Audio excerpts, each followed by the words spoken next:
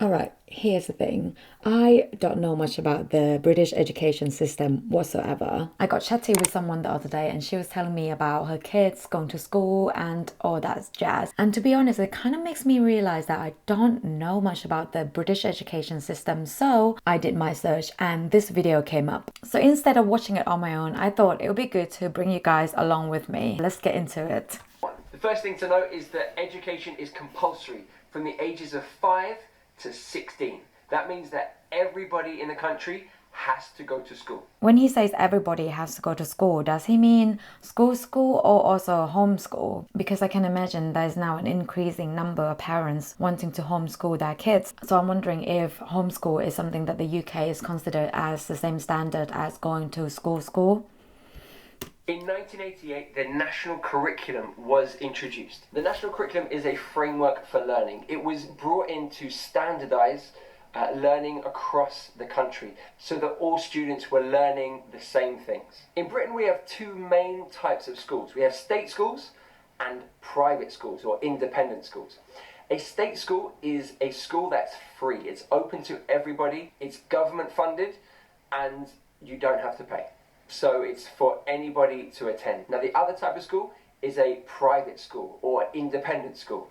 These are fee-paying schools, so students are expected to pay fees per term, and they don't have to follow the national curriculum so strictly. Whereas in a state school, they have to follow the national curriculum. Is there a stigma where, because obviously the state schools are free, is there a stigma where people view state schools as having less standard than the private schools? Interesting. In addition to private schools or independent schools, we also have public schools. These are a group of schools that are the most expensive, the most elite, if you will. For example, we've got Eton, Harrow, Cheltenham Ladies College. I lived in Cheltenham before. I passed the Cheltenham Ladies College a fair few times actually. These are the kinds of schools that royalty go to. For example, Prince Harry and Prince William both went to Eton. Why am I not surprised? Sounds like they should be free, right? Public school, but in fact, it's the opposite. So when we're 5 years old, we go to primary school. Primary school is the first school you'll go to. It's from 5 to 11 years old. In America, they would call primary school elementary school, but over here, primary school. Now, when you get to 11, that's when you go to secondary school. Secondary school. Hang on, go back again, sorry.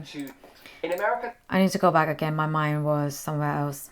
like public school, but in fact, it's the opposite. So when we're 5 years old, we go to primary school. Primary school is the first school you'll go to. It's from 5 to 11 years old. In America, they would call primary school elementary school, but over here, primary school. Now, when you get to 11, that's when you go to secondary school. Secondary school is from 11 to 16 or sometimes 18 as well. So it's basically a high school in America, I assume. Oh, in America, they call that a high school, but here, secondary school. In most places in Britain, you go to a comprehensive school, which is open to everybody. But in some places, we still use the system of grammar schools and secondary modern. Now, a grammar school is generally more academic, whereas a secondary modern is more vocational. When you finish primary school, you'll take an exam called the 11 plus, and that will decide if you go to a grammar school or a secondary modern. As I say, this is only in some areas in Britain. Generally, certainly in London where I live, we have comprehensive schools, which is just for everybody. I know it's getting a bit complicated, but stick with me. It is. So if I get this right, then grammar schools are a bit more maybe pristine than comprehensive. That's the impression I'm getting. So, secondary schools, you have comprehensive schools, or if you're in some areas, grammar school or secondary modern. Now when you get to 16, that's when you do your first big exams. We call these GCSEs. I've heard of this, yeah. General Certificate of Secondary Education. Generally, you take about 9 subjects. You have to take English, you have to take maths, and I think science in some places. And then you get to choose. So for example, I chose geography, history, French, things like that. It's great. Do you guys have to learn French here? Really? From A star is the top to A, B, C, and so on. I remember getting 1A. I got 1A. The rest, B's, which I was happy with. At 16, you then get to choose if you want to continue with school or leave school and maybe... Okay, so you can leave school at the age of 16, minimum in the UK. Got it. You can start a job or do something else. So between the ages of 16 and 18, we have something called sixth form. These are the top 2 years of the school. You have the lower sixth, and then you go to the upper sixth. That's the highest class at school. In sixth form, you do something called A levels. Now, if you study for 2 years, you'll get an A level.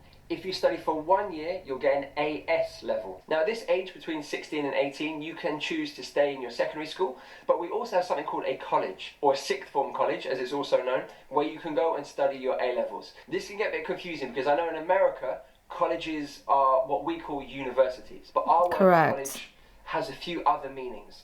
In this case, the sixth form college is for 16 to 18-year-olds. If you're not interested in doing academic subjects, then you can do vocational subjects. We have something called a BTEC or an NVQ or apprenticeships. And you could do subjects like plumbing or carpentry, things like that. Perhaps more practical skills that lead. I think this is quite similar to Thailand actually, because in Thailand, once you hit certain age, you then get a choice to either, actually before you go to high school, you get a choice to either go to high school to study academically, or you can opt for vocational school, which is what I did. Into a job. In Britain, there are a number of faith schools. These are schools that are connected to a religion. The majority are Church of England schools, but there are also schools from other religions like Catholicism, Islam, Judaism. Many students who pass their A-levels then go on to university. Now, at university in Britain, we do one subject. We take one core subject. So again, it could be English, it could be data science, it could be history. We do one main subject. And a bachelor's degree or an undergraduate degree takes 3 years. However, in Scotland, they do a 4-year degree. Now, okay, this is the part that I never really understood, because in many countries, in the US and Scotland and Thailand, the university degrees takes 4 years. So it always amazes me that in the other countries, in the UK, the undergraduate degree only takes 3 years. At the end of your course, you take something called your finals. Your finals. These are your exams at the end to see what grade you get. Now, our grading system goes from a first, which is the top, then you get 2-1, a 2-2, and then a third. If you're in your first year of university, you're called a fresher. And in fact, the first week of university is known as your Freshers' Week. Now, there are a group of elite universities, places like Oxford, Cambridge, Bristol, Edinburgh, and they are known as Red Brick Universities. I mean, I'm not an expert, but I would assume that the name derives from the age of the university, like old brick, red brick, perhaps. They're the old traditional universities. Kind of similar to in America, they've got Ivy League schools. Here we call them Red Brick Universities. University is also shortened down to uni. So when I'm talking about universities, I'll say, which uni did you go to? It means which university did you go to? It's also common for people to do a master's, which is considered to be a postgraduate degree.